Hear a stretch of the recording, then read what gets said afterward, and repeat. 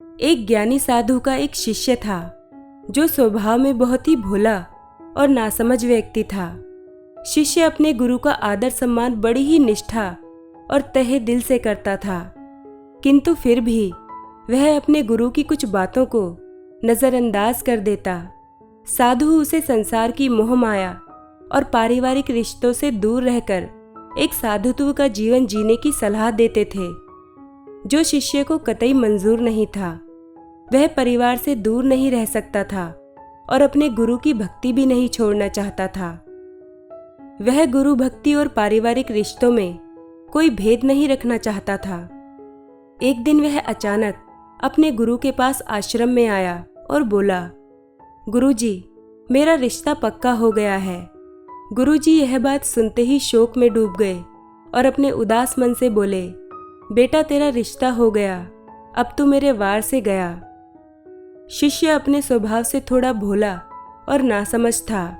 वह अपने गुरु की बात का अर्थ नहीं समझ पाया, किंतु इतना समझ चुका था कि गुरुजी मेरे रिश्ते से खुश नहीं हैं और वह वहां से चला जाता है। कुछ दिनों बाद वह दोबारा अपने गुरु के पास आता है और कहता है, मैं आपको अपनी शादी का निमंत्रण देने आया हूँ। गुरुजी ने फिर वैसा ही जवाब दिया और बोले, बेटा अब तू तेरे परिवार से भी गया। उसने अपने गुरुजी के इस कथन का भी कोई जवाब नहीं दिया।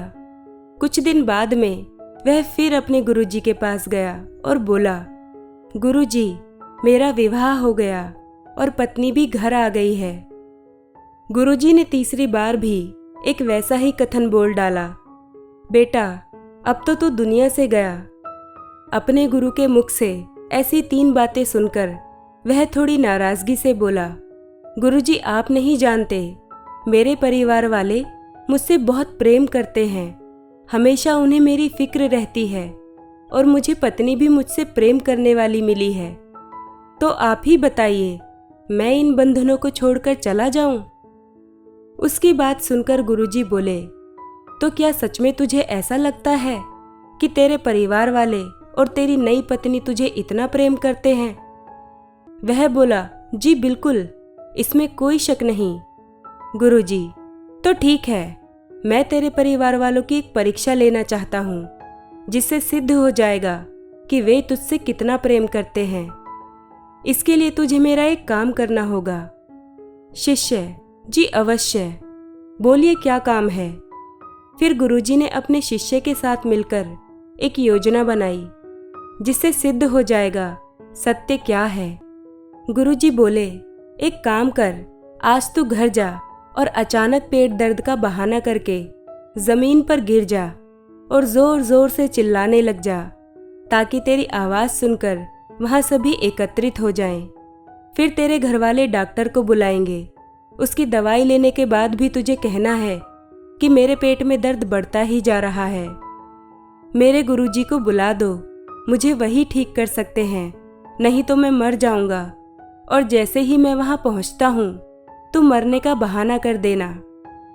अपने गुरु की पूरी योजना सुनने के बाद शिष्य ने कहा, ठीक है गुरुजी, आज देखते हैं किसके वचन सत्य हैं।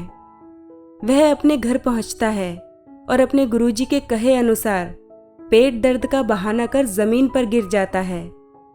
उसके घरवाले उसे इस अवस्था में देखकर भयभीत हो गए। उन्होंने जल्दी से डॉक्टर को बुलाया। सभी काफी दुखी दिखाई दे रहे थे, जिसे देखकर शिष्य थोड़ा मन ही मन खुश हुआ, लेकिन उसे अभी योजना आगे बढ़ानी थी। वह बोला, मुझे दवाइयों से कोई फायदा नहीं हो रहा, कृपया आप जल्दी मेरे गुरुजी को बुला लाओ, केवल वही मुझे ठीक कर सकते हैं, नहीं तो मैं आज मर जाऊंगा। उसके बड़े भाई तुरंत भागकर गुरुजी को बुला लाए। जैसे ही गुरुजी ने घर के अंदर कदम रखा, उनके कहे अनुसार शिष्य बहाना कर दम तोड़ देता है। गुरुजी उसका हाथ देखते हैं और अपने भगवा रंग के तौलिए से उसे ढक देते हैं और अपने निराश मन से कहते हैं, आप लोगों ने मुझे बुलाने में थोड़ी देर कर दी, मेरा शिष्य अब नहीं रहा। मरने की बात सुनते ही उसके घरवाले खूब जोर जोर से रोने लगे। कोई अपना माथा जमीन पर मारता है तो कोई भगवान से उल्टा सीधा बोलता है। पूरा परिवार शोक के सागर में डूब चुका था। घरवालों को ऐसे रोते देख गुरुजी बोले, रुको, रोइए मत, मैं इसे जिंदा कर सकता हूँ। गुरुजी की यह बात सुनते ही सभी ने अपने आंसू थाम लिए और कहने लगे, तो गुरुजी इंतजार किसका, करिए ना जिंदा। गुरुजी बोले, जिंदा तो मैं कर दूंगा, लेकिन ये बताओ इसकी जगह जाएगा कौन? किसी एक को इसकी जगह जाना होगा और यह जिंदा हो जाएगा।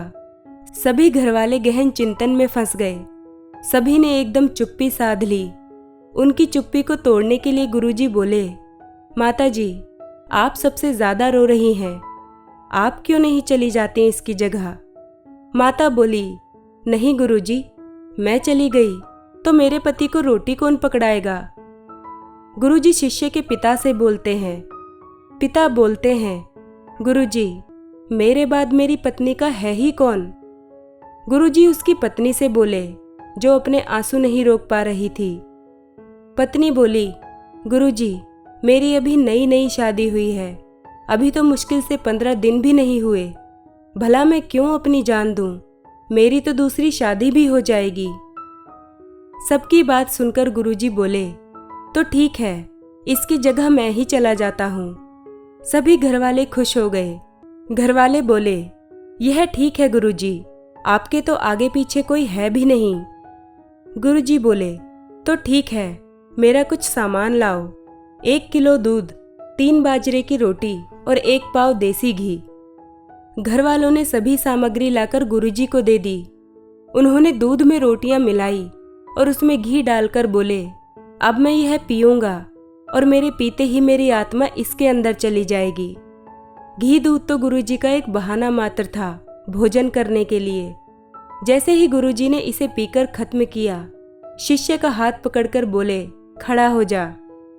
शिष्य जो पहले से ही जिंदा था, मरने का तो केवल एक बहाना था, खड़ा होकर बैठ गया। उसके घरवाले उसे जिंदा होते देख काफी खुश हुए, लेकिन अपने परिवार की नकली खुशी देखकर वह एक गहरे दुख में डूब गया। गुरुजी ने उसके उदास चेहरे को देखा और बोले, तो ठीक है, अब मैं चलता हूँ, यहाँ दम तोड़ दूंगा तो तुम्हें परेशानी होगी, मैं खुद ही चला जाता हूँ शमशान घाट। गुरुजी जैसे ही जाने के लिए आगे बढ़े, शिष्य ने उनके पैर पकड़ लिए और बोला, कहाँ जा रहे हो गुरुजी? अपने इस भोले और नासमझ भक्त को अपने साथ लेकर नहीं जाओगे? तब से शिष्य ने सांसारिक मोहमाया और पारिवारिक रिश्तों से अपने सारे बंधन तोड़ लिए और अपने गुरुजी के साथ दूर रहने का निश्चय कर लिया, और उन्हीं की कृपा से उसने अंतर्ध्यान के लिए नाम शब्द हासिल किया।